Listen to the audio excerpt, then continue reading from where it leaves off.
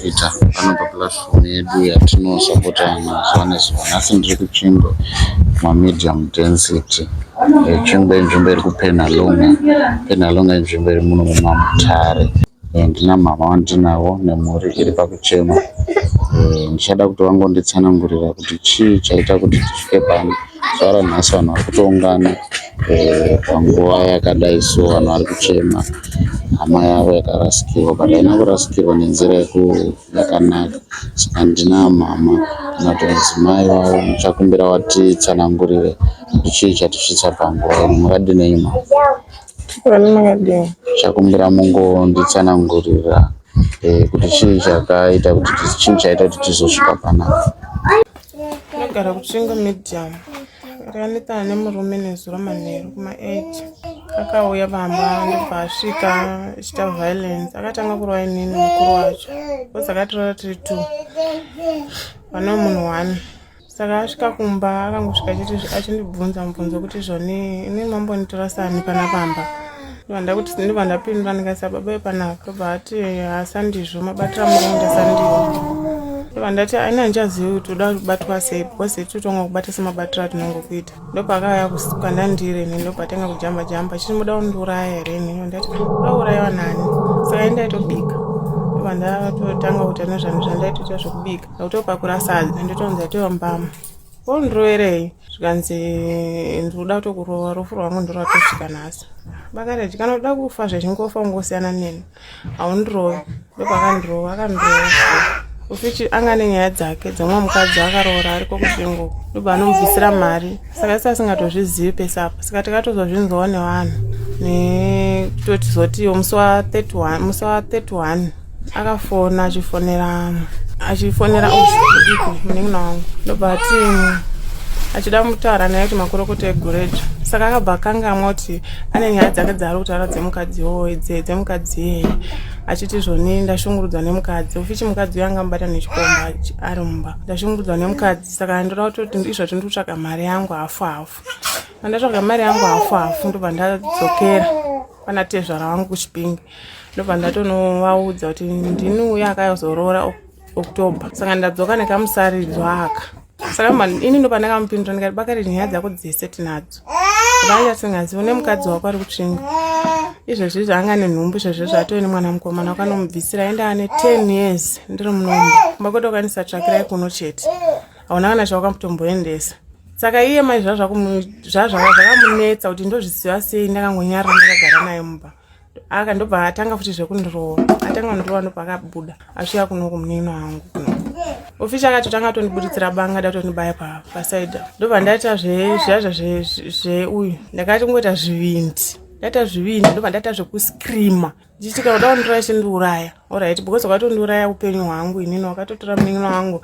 Izvezvo watora futi zvomwe mukadzi wagara naye una ana pfuma asi uyu mukadzi uyu akuhura kangani izvezvo zvikake chitu zvimutera kuChipinge zvinobvisira mari asi isusu kwamune message 1 era wakamubata mufoni wangu hauna. Saka chiri kunetsa chii? Mandatevera kuno. Tikatopinda tese mumota yachipinda kusvika kuno unobvasvika uya aibika munin'ina wangu pastova. Pautongosvika achitorwa munin'ina wangu mbama.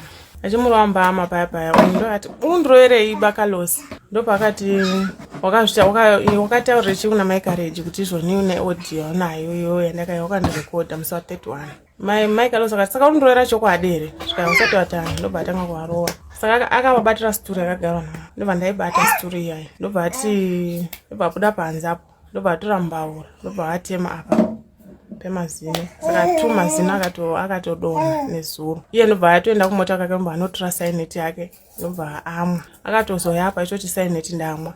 Saka takatozosara isu toenda crossroad akasara kutodrive kubva apa kuenda crossroad. Munhu anga pakatozotena kudai so achinorovera imwe mota munhu anga isusu handizivi pamwe inyaya yekuti akazoti vakadzi vavo vazvizire because isusu tatatiwo vanhu anga vasina basa nazvo because tatagara tichionetsana nenyaya dzemagirlfriend. Saka zvimwe zvacho tata kutongozviignore tasina basa nazvo. Saka ndinoona sekuti takabatikana nekuti isusu taziva kuti izvona akanobvisira mari izvozvo futi ada kutonomubvisira futi pamusoro pazvona mukadzi acharomuhurira izvozvo akamuhurira akabva azonyepa kuti izvoni ndarepwa ndobva anosungisa munhu yapa akasungwa murume wacho ndobva asara achifa kumba akasara achifa nestress. Anototiziva iye anototiziva asi isusu hachamuzivi but ndakatombomona ari mumota memurume wangu wakatondishauda ndaitone uyu akatoti ndinda wamai mungu iye akanditoni murume wangu aitori violence pamwe pachona aitoti zvakatomubata chaivo chaiko akatombotora vana akatomboenda nawo akandauda unomamisa saineti vana vakatozoshinga nekutomutaura naye nekudidi atora vana vese vavharira mumota. Saka tikati pamwe zvapeya siya vana 5 mudiki wacho ane 7 years wenumber 2 wenumber 3 ane 4 years wenumber 4 ane 2 years number 5 ane 9 months. Kana kutopererwa chako chaiko kutopererwa kutoti mari yacho akaitora akaisa muhomwe make pakutoenda nayo akangofa nemari yake. Saka vanhu vakamuona ndo vakatomusecha totongoti mukadzi yende akatosecha mari because ndoko akazobva nemafoni akutipa mafoni isusu kunzi akatuma munhu zvikaenda mopana mai mungu mafoni awa bhodhi iri kugeneral hospital. Hama dzavo dziri kutoti titumire mari tiuye isusu mari hatina apa totovaudza toti mwana wenyu akasechwa mari yese ende ato ndo zvaanotoita takatonesana anototora mari yese inenge rumba kubva kugokwe inoita $30 kusvika kunoko $30 kudzokera. Saka torongoti 60. Saka tisiti vanhu vacho vangani vakuda kuuya. Saka tautonasa kutoti pamwe vauda kutongopanichawo isusu here hatichatoziviwo because autotifonera kuti murume wenyu munhu anga asingatiteereri yowe zvakazodi aitotishaudha ndobva tatovaudza tikati inini aitoshaudhawo hama dzangu chaidzo vabereki vangu aitowashaudha pamwe pacho atovarowa asi izvozvizvo vabereki vangu nehama dzangu ndo dzakatomira neni imi macho amukova ground. Ndinavo zvakawanda zvekutaura nekuti kutotaura kwayo ndotokundikana nyaya yemazino andakabviswa ngokumbira kuti kana pano unokwanisa kubatsira wangotibatsirawo nepashoma pavanenge vainapo kuti tiwanewo chekubikira vanhu nekuti zvinhu zvakatotiomera vana tasiyirwa hatina kana chekupekutangira nevanhu. Hatongokumbira rubatsiro kumhuri yeZimbabwe kuti itibatsirewo. Vanokwanisa kubatsira panhamba dzinoti 078 355 6069 Samantha Rungwendi. Ndo mota yacho yaive nemukuru vakazomwa mushonga kutozvitarisa pari kurakidza damage yekuti yakatorovera ndoma akabva ashaikira imomo. Zviri kurakidza kuti aibva kuzasi uko achiuya kunoko. Ndo mota yacho yakadhurumwa apa pachingwe pamashops zvirakidza kuti aienda kudirection kumadokero mabvazuva achibva kumadokero Honda Fit kati hamo makavharika kuti ndo mota yacho yakadhurumwa saka yakabva yangosiwa ipapo yakaoma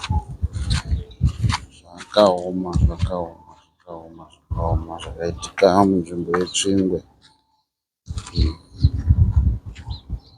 Kamwa mushonga after aona mameseji ndopa akazongoshaikira ipapo chibundira mota yanga yakazvipakira. Chakaitika ndichoti ndakatogara pamusika yedu patongoya mota yakauyawo yakatoya painorovera paine imwe mota yakatozvimirirawo panobva tumhanya unotoona kuti chichaitika wachina mama nemwe murume anga arimo anga akatogumira chinzakwara sanga asina kukwara akazoya umwe vanhu vakamubatsira achida kumutsa aende kuchipatara akazoya mukadzi wacho akanditi anga amwa mushonga zvakaitika. Zvinokuvhundutsa here zvamakaona? Zvakativhundutsa singaitiwa kuti vanhu vanomwa mushonga nekudhumira kwakaita pamota paine takanyanya takaitika usiku ari masikati paine wana ade vakatotsikwa. Kubva akabudiswa anga achiri mupenyu? Paakabatwa vanhu vaiti vamupenyu but apa vanhu vakatya kumubuditsa motika usa vakamusiya vakadaro, then pakazoya mapurisa angazofa kuti angazofa. Saka akatofa vanhu vakatotarira pasina kana akabaisa. Chinoita basa.